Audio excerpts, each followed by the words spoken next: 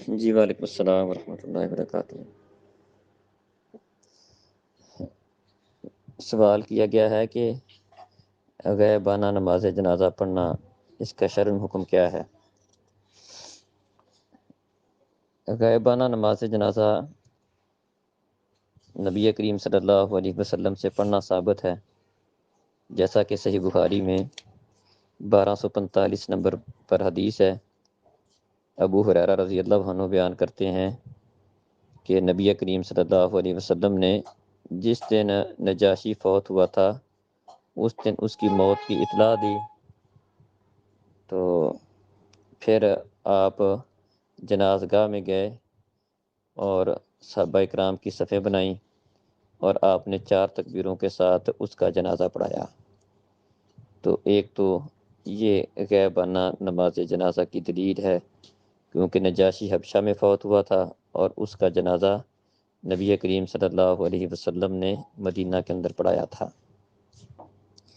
اسی طرح غائبانہ نماز جنازہ کی ایک دلیل یہ بھی ہے، صحیح بخاری کے اندر ہی ہے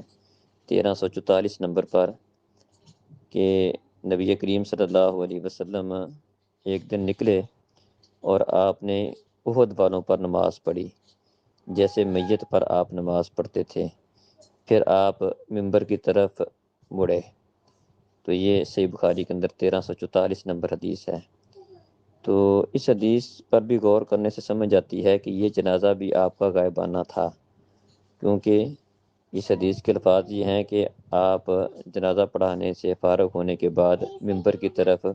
مڑے اور آپ نے لوگوں کو، وہ پوری حدیث میں ہے کہ آپ نے خطبہ بھی دیا تھا۔ تو اس سے بھی یہی بات سمجھ جاتی ہے کہ یہ جنازہ یا تو مسجد نبوی کے اندر پڑھایا گیا تھا یا مسجد نبوی کے قریب جو جنازگاہ تھی وہاں پڑھایا گیا تھا، کیونکہ احد کے اندر تو قبرستان، منبر کوئی نہیں تھا۔ احد کے قبرستان میں تو منبر کوئی نہیں تھا۔ یہ منبر والا معاملہ مسجد نبوی کے اندر تھا، یا زیادہ سے زیادہ یہ ہو سکتا ہے کہ مسجد نبوی کے ساتھ جو جنازگاہ تھی وہاں پر پڑھایا ہے آپ نے جنازہ۔ تو اس سے بھی یہی بات ثابت ہوتی ہے کہ یہ احد کے شہداء کا جو آپ نے کافی دیر بعد جو جنازہ پڑھایا تھا یہ بھی غائبانہ ہی تھا۔ تو بہرحال لیکن نبی کریم صلی اللہ علیہ وسلم کی عام یہ روٹین نہیں تھی، عام آپ کا معمول نہیں تھا۔ اور اسی طرح آپ کے بعد صحابہ اکرام ابوبکر، عمر، ان کی وفات ہوئی تو ان کا بھی غائبانہ نماز جنازہ پڑھانے کا ذکر نہیں ملتا ہے۔ تو اس سے یہی بات سمجھ جاتی ہے کہ غائبانہ نماز جنازہ پڑھایا جا سکتا ہے، لیکن عام روٹین یہ آپ کا عام معمول نہیں تھا۔ تو کوئی ایسی امت کا کوئی ایسا فرد جو معروف ہے اور اس کی اسلام کے لیے کافی ساری خدمات ہیں، قربانیاں ہیں، تو سمجھ جاتی ہے کہ اس کا جنازہ مختلف علاقوں میں پڑھایا جا سکتا ہے۔ اسی طرح وہ بندہ جس کا جنازہ اپنے علاقے میں اچھے طریقے سے نہیں پڑھا گیا یا پڑھا ہی نہیں گیا، تو اس کا جنازہ بھی دوسرے لوگ غائبانہ طور پر پڑھائیں گے۔ باقی عام روٹین یہ اس کو معمول بنانا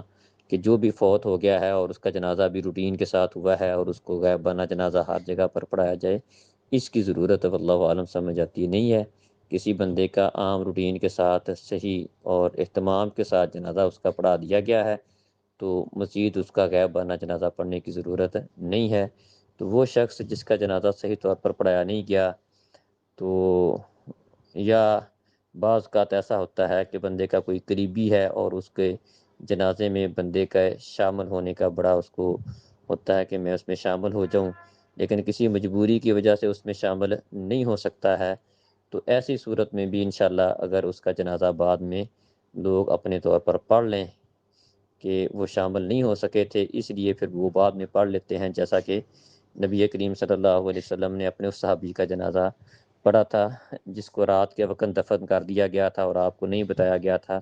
تو آپ نے بعد میں اس کی قبر پر کھڑے ہو کر صحابہ کو پیچھے کھڑا کر کے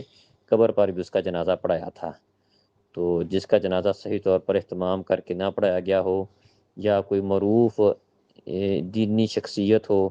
یا جس کے جنازے کو بندے کو مطلب خاص طور پر اشتیاق ہو لیکن کسی وجہ سے اس کے جنازے میں نہ پہنچ سکتا ہو،